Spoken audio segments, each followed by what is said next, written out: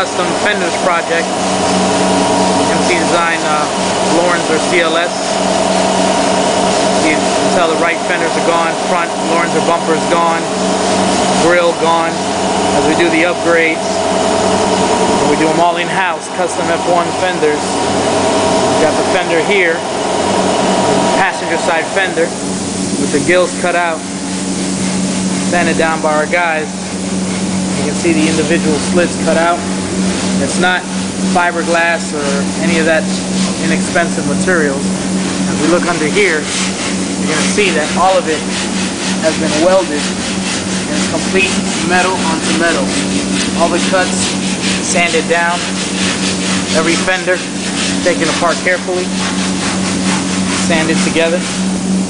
You can see kind of gives the triple effect in this particular case.